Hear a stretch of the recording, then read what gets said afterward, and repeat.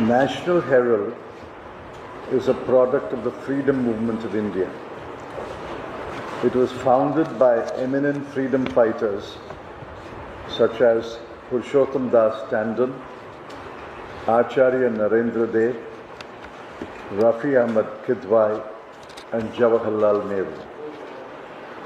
National Herald, Navjeevan, and Qaumi Azad are the symbols of the freedom struggle.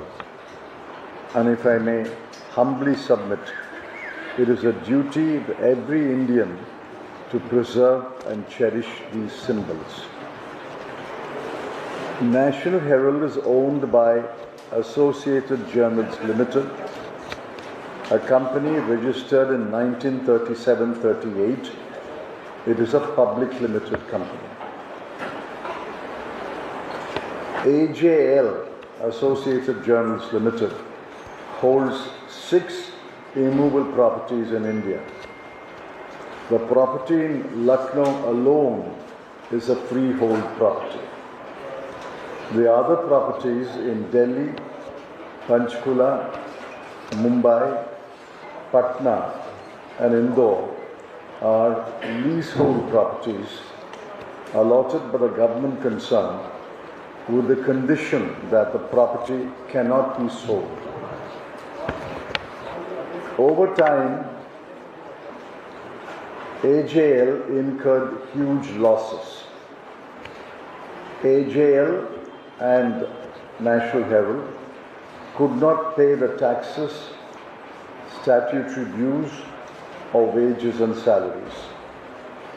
The outstanding liabilities of AJL were huge and mounting.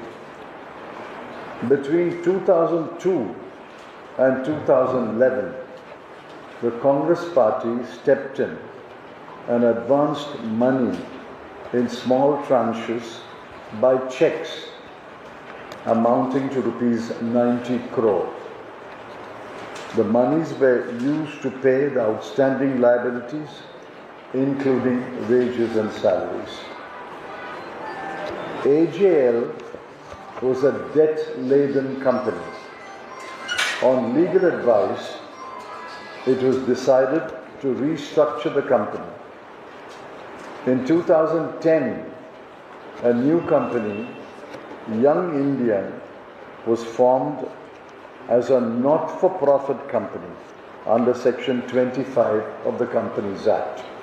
I repeat, Young Indian is a not-for-profit company under Section 25 of the Companies Act. In the new Act, it is Section 8. If you wish, at the end of my statement, I will read to you old Section 25 of the Companies Act.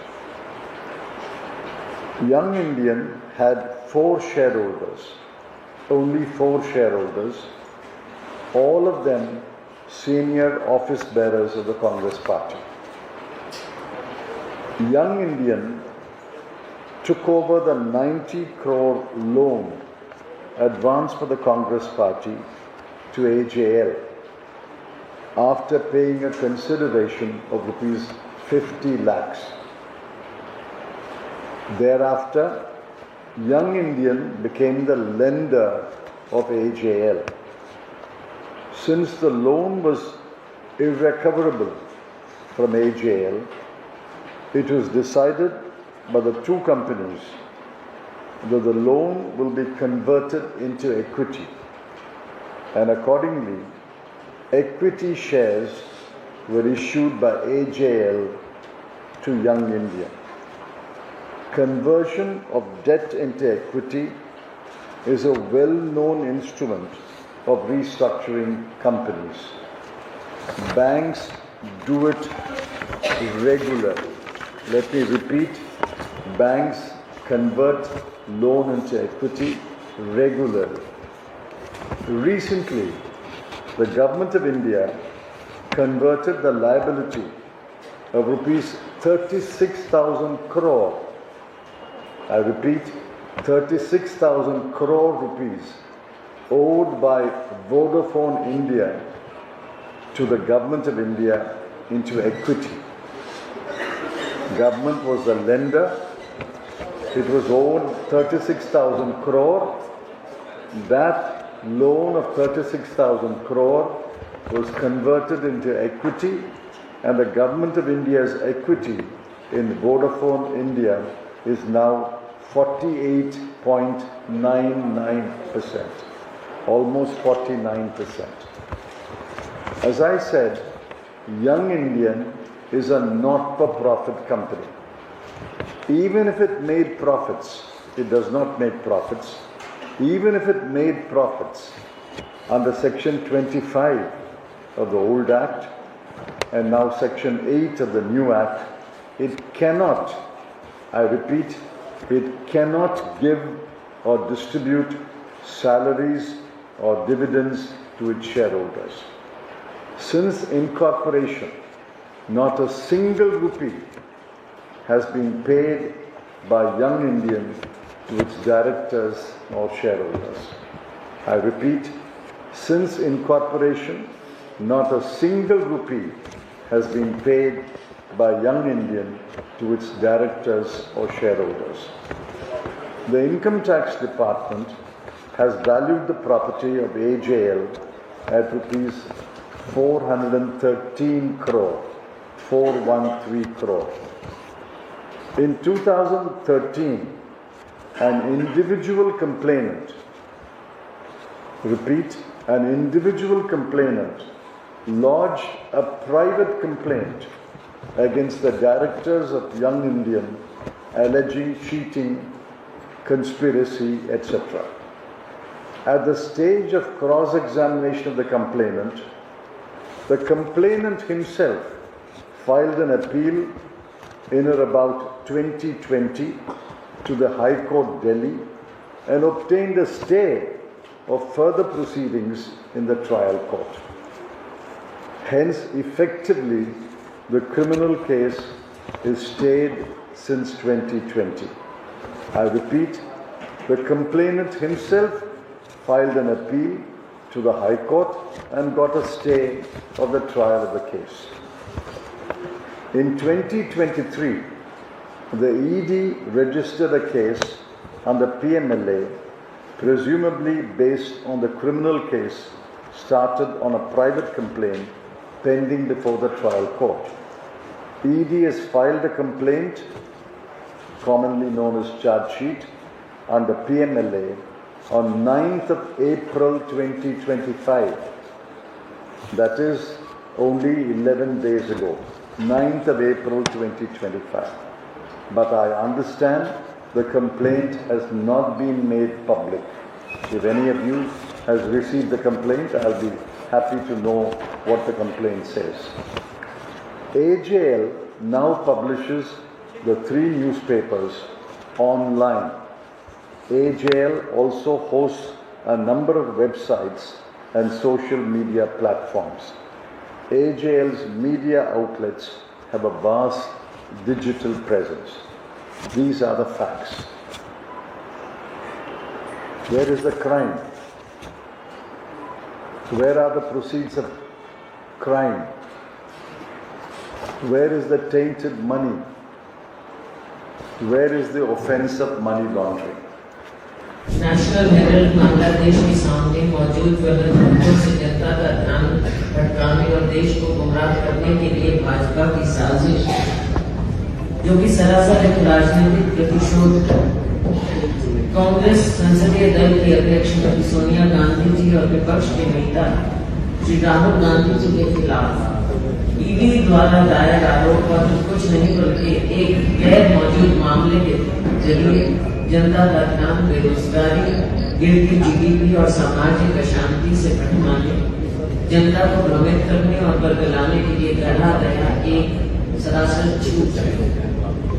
आर्थिक संकट, लोगों के मुद्दों और विदेश नीति से जुड़ी चुनौतियों, अमेरिका, चीन और बांग्लादेश से ध्यान भटकाने के लिए उन्हें जानबूझकर निशाना बनाया जा रहा है। यह कानूनी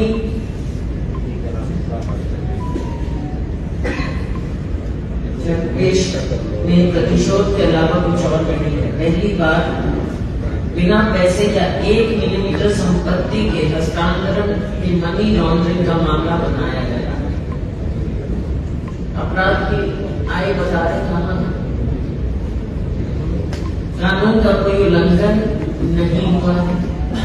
जब पैसा ही नहीं है तो लॉन्ड्रिंग या अपराध कहां से आ जाता है? अगर कोई कंपनी कर से छुटकारा पाना चाहती है तो वह एक नई कंपनी बनाती है और उस कर्ज को नई कंपनी में ट्रांसफर करती है। कंपनी कानून के मुताबिक ये कानूनी है और ये अक्सर आप देखते हैं ये एक कॉमन प्रैक्टिस है। जब पैसा ही नहीं तो लॉन्ड्रिंग कहा। अगर कोई अपराध हुआ है तो वे 2 मास्टरमाइंड्स ने किया है। 2 मास्टरमाइंड्स आप समझ सकते हैं कौन? माननीय प्रधानमंत्री मोदी जी और माननीय गृह मंत्री जी अमित शाह। चुनिंदा न्याय कुछ और नहीं बल्कि राजनीतिक ठगी।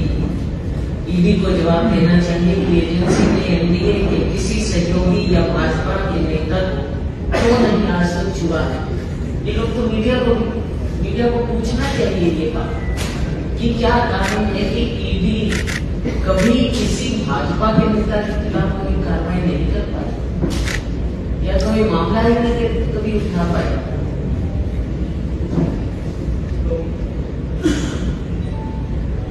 सरकार ने ईडी को अपना चुनाव विभाग बना लिया है और बदले की भावना से इसका बार बार दुरुपयोग कर रही है। ईडी के मामलों में सजा केवल 1%, केवल 1%। और जो मामले दर्ज किए जाते हैं, जो ईडी मामले उठा रही है, 98%, 98% ये जो सत्ता पक्ष है उनके राजनीतिक विरोधियों के खिलाफ ईडी के केस 98%। ये बदले की राजनीति, धमकी, उत्पीड़न और भय फैलाने की एक राजनीति जो आपराधिक मानसिकता वाले 2 लोगों के इशारों पर की जा रही है। वे हमें कितना भी चुप करने की कोशिश करें, हम चुप नहीं होंगे। जो दूसरों को डराने की कोशिश करते हैं ये साफ जाहिर है वो खुद कहीं ना कहीं कमजोर हैं और डरते हैं। मेक इन इंडिया विफल हो चुका है, इसलिए अब वे फेक इन इंडिया की कोशिश कर रहे हैं। अपनी घोर विफलताओं को छिपाने के लिए ये झूठी कहानी बनी जा रही है। ये एक राजनीतिक साजिश है और कांग्रेस पार्टी इसका डट कर सामना करेगी। नेशनल हेराल्ड के बारे में कुछ तथ्य आपके सामने मैं जरूर रखना चाहूंगा। 1937 में पंडित जवाहरलाल नेहरू ने ब्रिटिश कॉलोनियलिज्म शासन के से लड़ने के लिए एक उपकरण के रूप में नेशनल हेराल्ड अखबार शुरू किया था 1937, जिसके हिंदी और उर्दू संस्करण नवजीवन और कौमी आवाज शीर्षक से प्रकाशित होते हैं। इस अखबार के पीछे दूरदर्शी महात्मा गांधी, सरदार पटेल, पुरुषोत्तम दास टंडन, आचार्य नरेंद्र देव और रफी अहमद किदवई। अंग्रेजों को इस अखबार से इतना खतरा महसूस हुआ कि उन्होंने 1942 में भारत छोड़ो आंदोलन के दौरान नेशनल हेराल्ड पर बैन लगाया था और ये बैन 1945 तक चला। अखबार का प्रबंधन करने के लिए 1937-38 में एक गैर लाभकारी नॉन प्रॉफिट कंपनी के रूप में एसोसिएटेड जर्नल्स लिमिटेड (AJL) का गठन किया गया था। ऐसी कंपनी लाभांश वितरित नहीं करती है, वेतन नहीं दे सकती या शेयर धारकों के लिए लाभ नहीं कमा सकती। ये एक कैरेक्टर है इस कंपनी का।